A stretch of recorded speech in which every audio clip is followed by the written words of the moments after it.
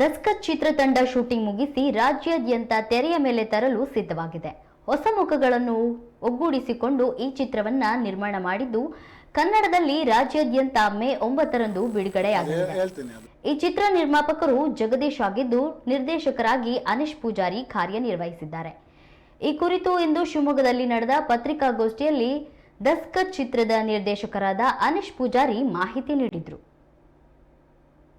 ತುಳುವಿನ ಚಿತ್ರವಾಗಿತ್ತು. ತುಳುವಲ್ಲಿ ಸುಮಾರು 70 ದಿವಸಗಳ ಕಾಲ ಕರಾವಳಿ ಭಾಗ ಅಂದರೆ ಮಂಗಳೂರು ಇರ್ಬೋದು, ಬೆಳ್ತಂಗಡಿ ಇರ್ಬೋದು, ಪುತ್ತೂರು ಇರ್ಬೋದು, ಹಾಗೆ ಉಡುಪಿ ಇರ್ಬೋದು, ಎಲ್ಲ ಭಾಗಗಳಲ್ಲೂ ಕೂಡ ಸುಮಾರು 70 ದಿನಗಳ ಕಾಲ ಪ್ರದರ್ಶನವನ್ನು ಕಂಡಿದೆ. ಅಲ್ಲಿ ಸೂಪರ್ ಹಿಟ್ ಮೂವಿಯಾಗಿ ಹೊರಬಂದಿದೆ. ಅದಾದ ನಂತರ ಬೆಂಗಳೂರಿನ 16ನೇ ಅಂತಾರಾಷ್ಟ್ರೀಯ ಚಲನಚಿತ್ರೋತ್ಸವದಲ್ಲಿ ಪ್ರದರ್ಶನವನ್ನು ಕಂಡು 3ನೇ ಅತ್ಯುತ್ತಮ ಚಿತ್ರವಾಗಿ ಪ್ರಶಸ್ತಿಯನ್ನು ಕೂಡ ಪಡ್ಕೊಂಡಿದೆ. ಇದೀಗ ಈ ಚಿತ್ರ ನಮ್ಮ ಇಡೀ ತಂಡದ ಒಂದು ಆಸೆಯಾಗಿತ್ತು ಮತ್ತು ಬಹುದೊಡ್ಡ ಕನಸಾಗಿತ್ತು. ಈ ತುಳು ದಸ್ಕತ್ ಬೇರೆ ಬೇರೆ ಭಾಷೆಗಳಲ್ಲಿ ಪ್ರದರ್ಶನ ಕಾಣಬೇಕು, ಬೇರೆ ಬೇರೆ ಭಾಷೆಯ ಜನರು ಈ ಚಿತ್ರವನ್ನು ನೋಡಬೇಕೆನ್ನುವಂಥ ಒಂದು ದೊಡ್ಡ ಕನಸಾಗಿತ್ತು. ಆ ಕನಸು ನನಸಾಗುವಂಥ ಹೊತ್ತು ಮೇ 9ರಂದು ನಮ್ಮ ದಸ್ಕತ್ ಚಿತ್ರ ಕನ್ನಡದಲ್ಲಿ ರಿಲೀಸ್ ಆಗ್ತಾ ಇದೆ. ಅಂದರೆ ಕನ್ನಡದಲ್ಲಿ ಬೆಂಗಳೂರು ಇರ್ಬೋದು, ಶಿವಮೊಗ್ಗ ಇರ್ಬೋದು, ಮೈಸೂರು ಇರ್ಬೋದು, ಹೀಗೆ ಕರ್ನಾಟಕದಾದ್ಯಂತ ಬೇರೆ ಬೇರೆ ಕಡೆಗಳಲ್ಲಿ ರಿಲೀಸ್ ಮಾಡಬೇಕೆನ್ನುವಂಥ ಒಂದು ಕನಸು ನಮ್ಮದು. ಹಾಗಾಗಿ ಈ ಸಿನಿಮಾವನ್ನು ರಿಲೀಸ್ ಮಾಡ್ತಾ ಇದ್ದೀವಿ. ಈ ಸಿನಿಮಾದ ನಿರ್ಮಾಪಕರು ಅಂದರೆ ಕನ್ನಡಕ್ಕೆ ಇದನ್ನು ತಂದು ಕನ್ನಡದ ಜನರಿಗೆ ಇದನ್ನು ಮನೋರಂಜನೆಯನ್ನು ಅಂದರೆ ಸಿನಿಮಾದ ಸಿನಿಮ್ಯಾಟಿಕ್ ಫೀಲನ್ನು ಕೊಡುವಂತಹ ಒಂದು ದೊಡ್ಡ ಉದ್ದೇಶವನ್ನು ಹೊಂದಿರೋರು ನಿರ್ಮಾಪಕರು ಶ್ರೀಯುತ ಜಗದೀಶ್ ಎನ್ ಅರೇಬನ್ನಿಮಂಗಲ. ಹಾಗೆ ನಾನು ಈ ಸಿನಿಮಾದ ನಿರ್ದೇಶಕ ಅನೀಶ್ ಪೂಜಾರಿ ವೇಣೂರು. ನನ್ನ ಹಿನ್ನೆಲೆಯನ್ನು ನಿಮಗೆ ಹೇಳಬೇಕು ಅಂತಂದರೆ, ನಾನು ಜಿ ಕನ್ನಡದ ಕಾಮಿಡಿ ಕಿಲಾಡಿ ಎನ್ನುವಂಥ ಒಂದು ವೇದಿಕೆಯಿಂದ ಬಂದವನು. ಜಿ ಕನ್ನಡ ಕಾಮಿಡಿ ಕಿಲಾಡಿಗಳು ಸೀಸನ್ 1ನಲ್ಲಿದ್ದೆ ನಾನು ಫೈನಲಿಸ್ಟ್ ಆಗಿ. ಆಮೇಲೆ ಕಿಲಾಡಿ ಕುಟುಂಬ ಇರ್ಬೋದು, ಕಾಮಿಡಿ ಕಿಲಾಡಿಗಳು ಚಾಂಪಿಯನ್ಶಿಪ್ ಸೀಸನ್ 1 ಮತ್ತು ಸೀಸನ್ 1ರ ಕಂಟೆಸ್ಟೆಂಟ್. ಸುಮಾರು ಒಂದು 5-6 ರಿಯಾಲಿಟಿ ಶೋಗಳನ್ನು ಮಾಡಿದ್ದೇನೆ. ಹಾಗೆ ಹಲವಾರು ಸಿನಿಮಾಗಳಲ್ಲಿ ಆ್ಯಕ್ಟಿಂಗ್ ಕೂಡ ಮಾಡಿದ್ದೇನೆ. ಇದು ನನ್ನ ನಿರ್ದೇಶನದ ಚೊಚ್ಚಲ ಚಲನಚಿತ್ರ, ಅಂದರೆ ಮೊದಲ ಚಲನಚಿತ್ರ.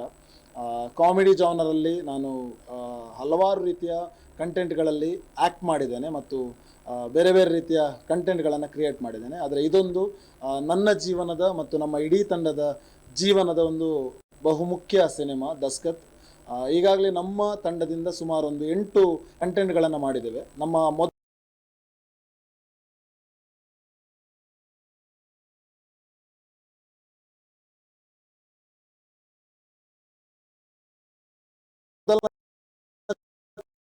ಚಲನಚಿತ್ರ ಬಂದು ಕನಸು ಮಾರಾಟಕ್ಕಿದೆ. ಇದನ್ನು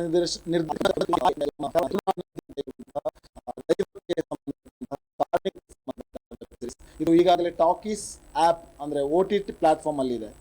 ಈಗ ನಮ್ಮ ಈ ದಸ್ಕತ್ ಚಲನಚಿತ್ರ ಒಂದು ಬಹುಮುಖ್ಯವಾಗಿ ತುಳುನಾಡಿನ ಬದುಕು ಏನಿದೆ, ಸಂಘರ್ಷ ಏನಿದೆ ಮತ್ತು ಸಾಂಸ್ಕೃತಿಕ ಹಿನ್ನೆಲೆ ಏನಿದೆ, ನೆಲಮೂಲದ ಕಥೆ ಏನಿದೆ, ಅದನ್ನು ಒಳಗೊಂಡಿರುವಂಥ ಸಿನಿಮಾ ಇದು.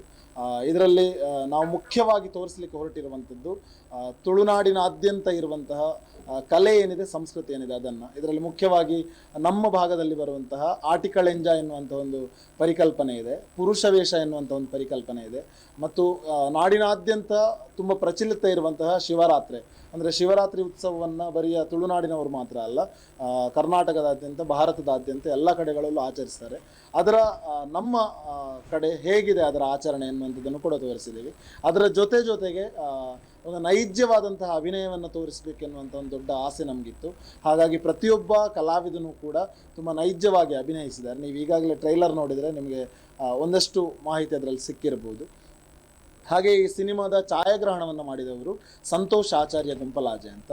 ಹಾಗೆ ಈ ಸಿನಿಮಾದ ಸಂಕಲನವನ್ನು ಮಾಡಿದವರು ಗಣೇಶ್ ನೀರ್ಚಲ್ ಅಂತ. ಹಾಗೆ ಈ ಸಿನಿಮಾದ ಸಂಗೀತವನ್ನು ಕೊಟ್ಟವರು, ಸಂಗೀತ ನಿರ್ದೇಶನ ಮಾಡಿದವರು ಸಮರ್ಥನ್ ಎಸ್ ರಾವ್ ಅಂತ. ಈ ಸಿನಿಮಾದಲ್ಲಿ ಈಗಾಗಲೇ ಸುಮಾರು ಒಂದು 3 ಹಾಡುಗಳಿದ್ದಾವೆ.